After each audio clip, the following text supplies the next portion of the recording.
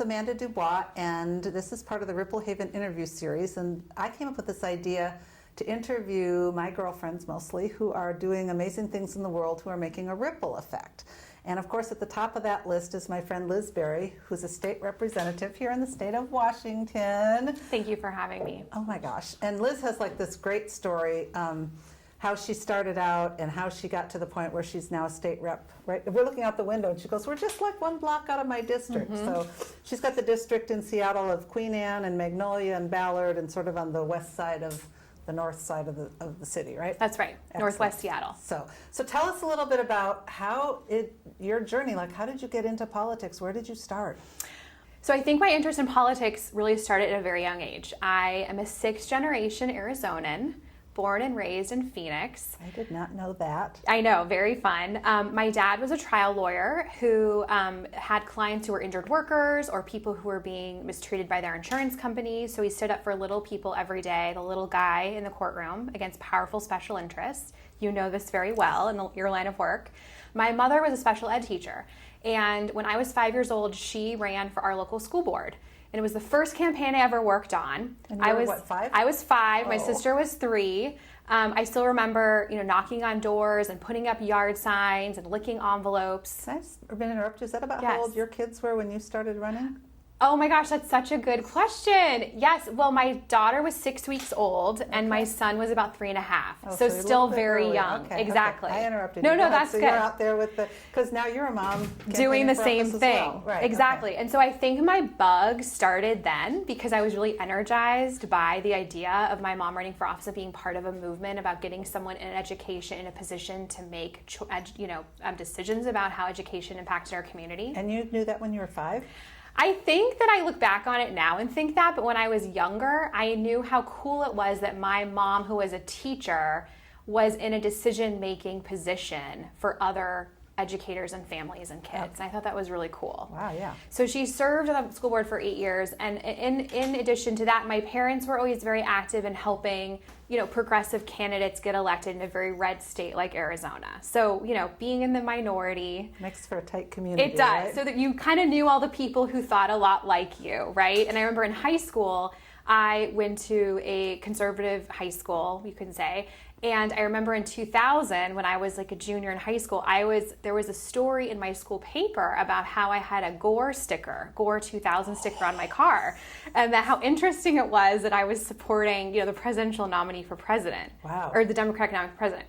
So that was sort of, I've had the bug ever since, and then I decided I really wanted to go to school in Washington, D.C. so that I could be sort of right in the face of what political power looked like.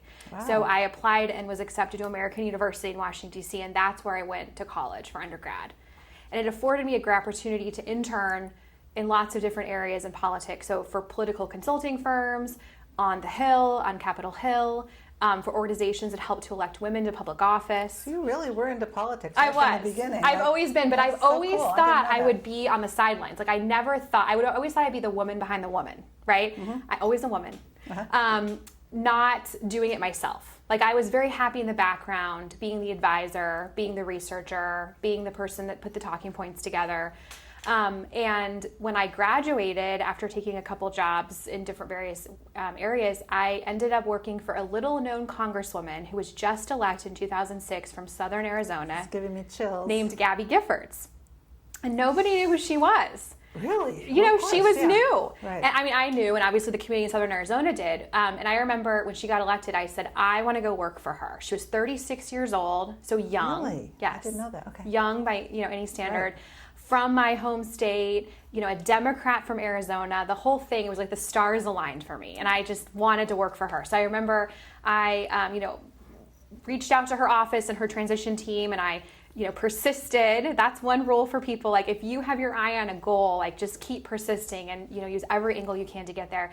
And they hired me on as the legislative correspondent, which is a very sexy name for answering the constituent mail, which is very important when you are in a swing district like hers, meaning that she was in a very competitive seat. It was really important for her to be responsive to her constituents. Are we talking about mail? And as email? in the mail, the letters. As in, letters people would send. So you were writing letters. I was writing responses to constituents and lots of email too. Okay. But I'll tell you this. It was a very important and interesting place for me to start out in her office because it was sort of like a startup company. Like, we had to start everything from scratch. She didn't know her positions on some obscure topics that people were writing in about. And so I had the opportunity to help her formulate some of those positions and really put her thoughts on paper when she'd never really had to do that before. And so what did she do before she got this job? She was served in the state Senate and the state House and was a small business owner. Okay. But there are topics that are, ongoing at a national level that you don't even think about when you're sitting in the state Senate in Arizona. Like, I don't even know. So I got to spend a lot of time with her, helping her figure that out. And then I got to know her position on every single issue in the office. And before much time had gone by, I had been promoted to legislative assistant, which means that you're in charge of a policy portfolio for her. And then within just a few years, I was legislative director overseeing the entire legislative portfolio and all the staff and interns. Were you in D.C.? I was in D.C. So I still lived in D.C. I graduated from college. Okay. And I spent 10 years in D.C. Living and working and going to school. So that's how I got my start in politics, to answer your question. Wow. And so you're in D.C., Gabby's in Phoenix, and you're going back and forth probably too. And Tucson is where she was based, but yes, back and forth. And then what happens? Well, so in the meantime, I had fallen in love with a Seattle boy. Where'd you find him? Well, I found him. He went to GW for college. So he and I, through mutual friends, met in D.C. And for years, he had been saying, I want to move back to Seattle. And I had said, no, I'm not ready for that. I don't want to live, I'm not sure about this. And so we had finally decided after getting engaged that we were going to move back to Seattle in 2010, 2011. And so I had left Gabby's office in the winter of 2010. Okay. And then just 8 days into January of 2011, my life changed forever. When, people know the story, but a gunman opened fire at a constituent event that Gabby was holding in Tucson, a beautiful, bright, sunny January day in Arizona. He shot her directly in the head at point blank range. 18 people were shot that day, 6 were killed, including my friend and colleague, Gabe Zimmerman, who was her outreach director. Oh, God. And he is the first congressional staffer to be killed in the line of duty. Wow. Yes. It's very impactful. And that was how long after you left Arizona? Just a couple weeks. Weeks. You could have been there. So I could, yes, any of us could have been there. So, I immediately, in response to what was going, think about it. Half the staff was shot. 2 other people were injured in the hospital. 1 was dead. And, knowing Gabby, that was a Saturday morning, we knew that she would want the office to be open again on Monday, like serving her community.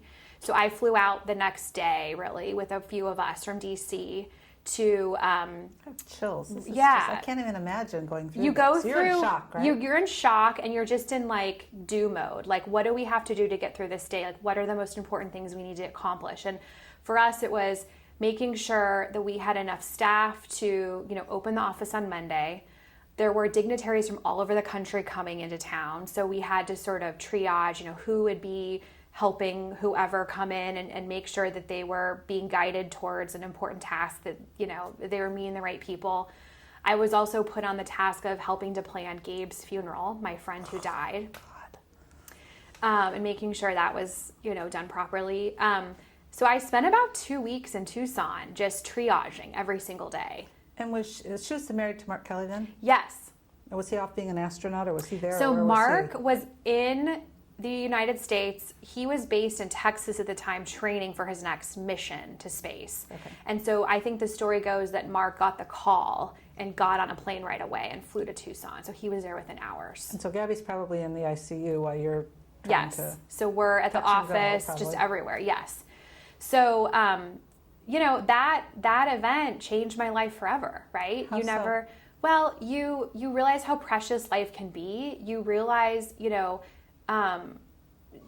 that people can be taken away from you in such a quick instant. You're going through the motions of just everyday life for yourself, and you think about, that, it really amplified for me the need to make sure that we're making sure that guns are kept out of the hands of people who shouldn't have them.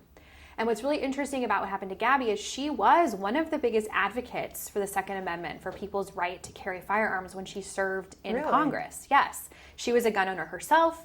Her husband was a gun owner. She grew up around, shooting and hunting. And, it wasn't like she was someone who had been working on gun safety issues for many years, but this incident really changed that outlook for her and really changed her purpose. And in fact, changed my purpose in a lot of ways. So I moved, my husband and I got married, moved here to Seattle, and I'm sorry if I'm still going. Do you want me to keep going into my story? Okay. Settled here, and I tried to get established in a community here, right? Like, it's hard. And this isn't the friendliest town. I agree with you. It's hard. The Seattle freeze is very much a thing. It is. Like, if you didn't grow up with someone, or they don't know you, or they don't have someone who knows you, people are kind of like, well, what do you want? Why are you here, right? Mm-hmm. So I had to kind of, I had to go to every event I could, certainly in the political public affairs realm, in the nonprofit world, get to know people. No one would really hire me because they weren't quite sure where my skills would fit in. But I was able to get a job with a nonprofit that helped. It's called Fuse Washington, and they're like an organizing advocacy organization for progressive causes. Oh. I worked there for 6 months, and then in the 2012 election cycle, worked to elect a couple women to public office. I've always been very focused on getting more women elected to public office. Both of those races were unsuccessful, but I got to meet a lot of people, and one of those people was Larry Shannon, who's our mutual friend. From the Washington State Association for Justice, which is the largest civil justice advocacy organization in the Pacific Northwest. And Larry asked me to join the lobbying team with him so that I could help them advocate for, injured workers, patients, consumers. Which is kind of what you said your dad did, Absolutely. Right? So I like to say it was in my blood. Right? Right. Wow. So I did that for a long period of time, and during that journey, I became a mother. I had my first son. My son George was born in 2016, and I, gotten more involved in my community. There's something that happens when you become a parent, where you become more invested in how the schools look. You become more invested in making sure Puget Sound is clean. There's just a lot of things you get to know your neighbors, I think, in a closer way. You're not so nomadic, right? You put down roots. And so again, I never thought I would actually run for office. My husband and I decided to move to the Queen Anne area because we loved the community. We didn't put a lot of thought into why we were moving there except for that reason. So I think what really changed for me is becoming a parent. And then in 2019, in the fall of 2019. Well, in the meantime, you went to work, you became the executive director. When was that? Yes, so in 2016, the organization I was working for hired me to become their executive director. And the funny thing is, we were having lunch. Yes. When you got the text that said that you got the job, I remember that you were pregnant, right, with George. Yes. Mm-hmm. Yes.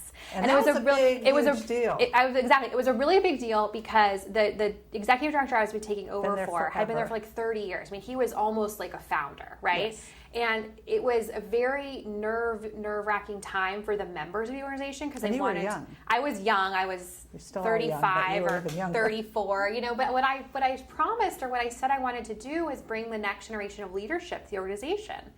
This wasn't the organization of my father's generation anymore. This was a generation. Well, I know they still were, and that was the point I was trying to make. Is if we want this organization to exist in the next 20 years, we need to appeal to the next generation of trialers. Exactly. So I came in, and as you can imagine, lots of change. Good change is hard for people. Some people, trial lawyers are an opinionated crowd. Yes, smart, arrogant, opinionated, caring, all the things, right? So I like to say that working with trial lawyers prepared me well for public office. Yeah. Well, Patty Murray says what prepared her for public office was teaching kindergarten. Yes, so. exactly. I feel like I'm on the other end, right? Exactly. Like being in front of my 50-person board of directors, putting out my executive director's report. You can imagine like how prepared I had to be for that. Yes, I remember. I think I added you. Not on yours, but on the one before. Yeah. So that was Talk about a board meeting. Oh yeah, I mean that was a ridiculous thing. I was like, why do we have 50 board members? Because that's one thing I want to change, right? And they didn't all like that, No.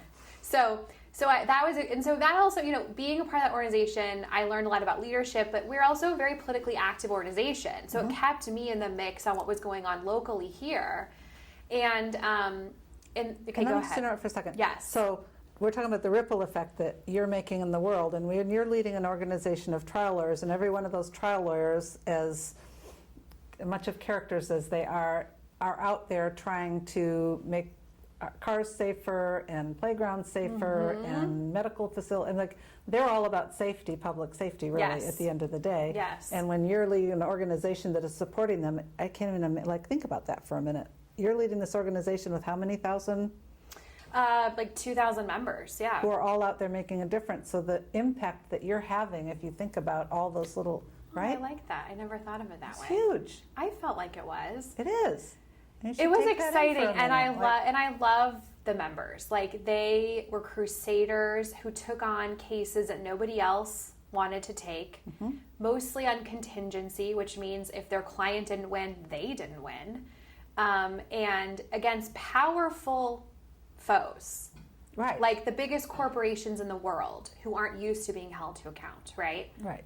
And I thought there was something really fun and cool about that. And I love being a part of impactful. it. If you think of all the Absolutely. plaintiffs, what they're always the plaintiffs, but all the people who are injured, who have to go to these really brave lawyers, and you're back there supporting those lawyers. It's like, so Absolutely. Thank you for doing that. Well, thank you for making that connection. I never really thought of it that way.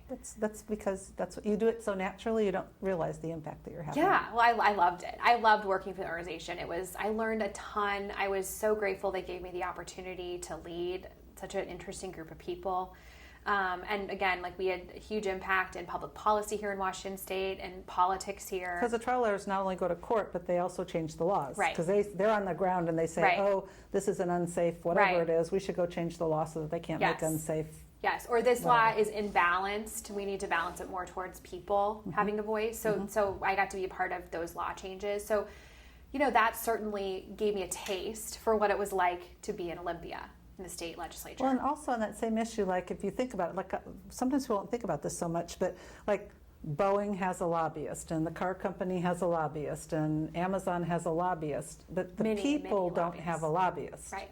And that's what the trial lawyers really are. It's an organization that's put together to make sure that the people get protected again. Because if there was no trial lawyers, and people say bad things about trial lawyers, but really if there were no trial lawyers, all the corporations would have sort of free reign to make laws that would be in their Absolutely. favor and wouldn't protect people. Absolutely, that's what I think. Yeah, exactly. So you did the Whistler, or they call it something else now. WSAJ. WSAJ used to be Whistler. It did. And then you somehow got yourself into politics. So how did that happen? I did. So in 2019, I had just given birth to my daughter. She was 6 weeks old. And I remember it was over Thanksgiving holiday, and I was actually in Arizona visiting my family, and I got a call from my state representative, Representative Gail Tarleton, who had served the 36th legislative district in the state house for, I think, 8 to 10 years. And she was deciding to run for Secretary of State in 2020. And she wanted me to know that she was going to be running, her seat was going to be vacant, and that she hoped I would consider running. Was that a surprise to you? Like, what was that like? It was. I was shocked and intrigued at the same time, right? Because it's like one of those things, like I had spent years encouraging women to run for office, training women how to run for office. I knew the story that you have to ask women 5, 6, 7 times before they actually do it. Like you have to ask women over and over and over again. And I then was put in this position where I was being asked and I was thinking more about it. And I remember talking to my husband and saying, I just want to try doing this. If not now, I don't know when. The timing is totally awful because I have like a newborn at home and a little kid at home, and I have this great job that I love.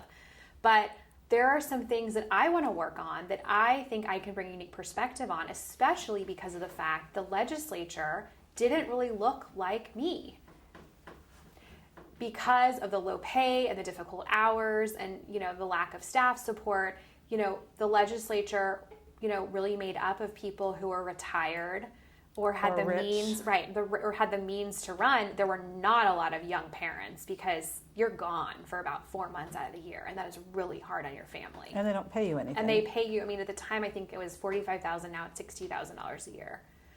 So let's talk about that for a moment. Yes, because that if is you something we think need to about fix. it, like if you think about it, people who need to be in that position making decisions, we need people from all different walks of life. And I've Absolutely. talked to, there's a bunch that bailed out with, Senator Doss and the Yes. whole crowd. It was like a whole class that kind of Yes. bailed out because they were all people. they couldn't afford it. No, they couldn't. And so, I was talking to Mona Doss, who's one of our senators, Oh, and, good. and she's a good friend of mine. She's like, this is so set up for a bunch of rich people. Yes. Essentially, It the entire absolutely pool of is. rich people. There's no way that an average sort of, and you're lucky because your husband probably has a good job Right. and you guys can afford Right. it. We have the privilege for me to do the job. Yeah. Because what it's considered part-time work, but it's How not part-time is this anymore. job? Well, that's the thing. So I think like when the rules were put into place, how many years, decades ago, but now it's really a full-time job. Your constituents certainly expect you to be responsive all the time.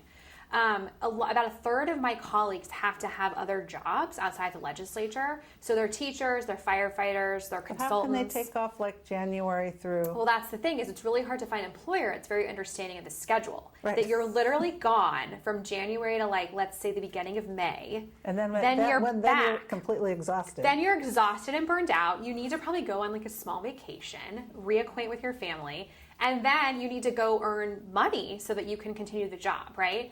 On top of that, having young kids at home, I can't tell you how many birthdays, anniversaries I've missed because I'm voting on the floor and you Right. have to be there. You cannot not be there, So there's a lot of personal sacrifice that goes into doing the job. And besides the fact of the money, and I think, there are a couple legislatures that are full-time and that are paid accordingly, California and New York. And I think what you've seen is a way more diverse group of people who step up to the plate to serve because it's a living, you can actually live on the salary, you're much more well-resourced on the staff level, and it's a full-time legislature. So instead of this really scrunched up period of time where you literally have no days off, no weekends off or anything, it's spread out over the year. So there's a lot more breaks and natural times when you can be with your family or go on vacation or go to that wedding of your best friend or whatever it is, and you're not holed up in Olympia. So the work-life balance is not there for sure. Well, God bless you for doing it. We gotta we fix need it. people like you. That's right. So you're there fixing. I'm sure gun violence is high on your list of things that needs to be. So what's one of the things I wanted to work on was enacting gun safety laws in our state. That's Because why you I had a ran personal, because I had a personal experience with it. Right. And there aren't really. I don't know if there are any people in the legislature who have had the kind of experience that I have and the passion for the issue because of that. I also, other issues I've wanted to work on and I have worked on are improving our state's recycling systems. Okay. I know. So it's something I've become really passionate about. I'm happy to talk your ear off about. But 50% of recyclable materials in Washington are going to landfills. I just want to say, I live in Baja most of the time. Yes. And one of the first interviews I did was with a friend of mine who is an expert on recycling I in watched Baja. it. Isn't she cool? Yes, I actually love to talk to her. Yeah, I think I got to It was hook you guys up. very, I didn't know you were into very cool. recycling, but she Yes. gets a whole thing down in Yes. Mexico. So that's so cool. Yeah, so we're working on a policy to help make producers of products responsible for paying for how they're disposed of at the end of life. So, and it's a policy on the books in Canada, in Europe. It's a very common policy that we're really struggling to pass here in Washington. California, Oregon, British Who's Columbia. fighting against that? The people who haul away your garbage, the solid waste management companies, because it's a change in the system, it's disrupting the status quo. The status quo isn't really working well for anybody else, but it's working really well for them, and so they don't want to see any change. That's the simplest way of describing. And they're trying to shut down the change that all of the rest of us need. Yes. And what would that mean for our community and our environment if this passed? Well, what it would mean for our community is that every household, this is only tackling residential recycling, every household that has garbage pickup at your curbside would now have recycling pickup at your curbside for free. So there are 11. We have it in Seattle though, right? We do. Okay. But there are 11 counties in Washington where there is no curbside recycling service. So we would be picking up those materials, and we would be making sure that no ratepayers, so people who live in a home are ratepayers to their utility, all of ratepayers would pay zero for their recycling. And then because of that, we'll be collecting more of that valuable material that can be turned into new material. And so here's my question, because I keep hearing everybody says, oh, recycling is just sort of a term that people say, but really that stuff just goes off in a barge and sits out in the middle of the ocean. Or like, do we really recycle? We really do recycle, and especially is that really mostly our state or nationally? It's state by state. Okay. But the other thing that the bill will do is incentivize companies through a fee program into the program if you to use materials in their products that are more recyclable, like paper and cardboard, and to get rid of more of the problem plastics that really are the ones that are clogging up and polluting the sound. So the single-use plastics, producing less of that to begin with, because a lot of that can't be turned into new materials and new products. Okay. The other thing it's going to do is create a statewide list of recyclable materials. So if you're in Spokane or you're in Seattle or you're in Vancouver, there's one list that everyone's looking for. My husband is like, Mr. Look at this. It's got a 2 on it, and we're in Decatur, Iowa. Exactly, He goes, and we it's can't different. recycle it here, but you can. Because I was throwing away some cardboard this morning. He goes, you can't recycle cardboard, and I'm like, yes, I think you can. He's like, we're not. He's like, well, you can't in Decatur, Iowa, we can't. And you can't here. Exactly. And then in Mexico, it's even more confusing. Well, exactly. And the other thing is the chasing arrows that the companies put on products. Like, that's also very misleading, because a lot of the times they're actually not. You think that means it's recyclable, and it's not recyclable. Well, it means some something have the else. Numbers. Right. And here you can recycle almost everything. Exactly. So in Seattle, we're very lucky. Like, we have a very robust recycling system. We take most product. But in other parts of the state, they don't take a lot. A lot of them have phased out glass. To be a 2 or exactly. Especially the problem plastics. They've phased out cardboard. They've phased out glass, because glass breaks and messes up the whole system. Breaks. What? Right? So anyway, so I've just gotten really nerdy about recycling, because we can be doing so much better here in Washington. And California, Oregon, and British Columbia all have this policy on the books, and we are the last state on the West Coast to have it, and we absolutely need to get it. And what would be the ripple effect of that? Well, the ripple effect with that would be that we would be diverting 50% of these materials from landfills that are literally filling up. Like, I've read statistics that in like the next 2 decades, we're going to like run out of landfill space in this country, in the current landfills. We're going to have to be building more and more landfills. And the ironic thing about that is the solid waste management companies mostly own these landfills. So they make money when more things are being dumped in the landfill.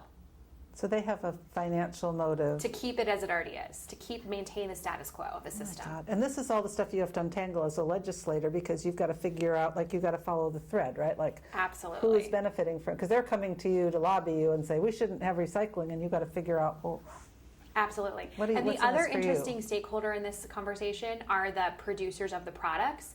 They have made a real turnaround on this issue, knowing that their consumers really want them to be better about this. And they now are saying, okay, we'll be okay with your system that you're setting up, because we're familiar with it from other states and other countries. But we're going to need this exemption and that exemption and that exemption, right? They all want their exemption. They all want to be free riders in the system in some way, so they don't have to sort pay. Through all that exactly. And figure that out. So you have to sort through. Okay, fine. Certain medical devices, I understand, or something that keeps, food health and safety. This particular thing helps keep food healthy, but you have to be able to justify why you're allowing a certain company to exempt their product from it. Well, I'm so glad that you're in our state legislature, because I don't think I'd have the patience to sort through all this stuff and figure it out. But I think a lot of people take you guys for granted and think you're all out there playing golf or whatever people think that legislators do. But you guys really work hard for us. And we do. We try. Well, you do. And you're making a huge difference. And I thank you so much for what you. you're doing and for telling us your story and for the huge ripple effect, even with the trial lawyers and as a legislator. Yes. And I can't wait to see what you do next. Oh, thanks, Amanda. Thanks for having me. It's really fun to see you. It's really fun. Okay, I love you. Love you too.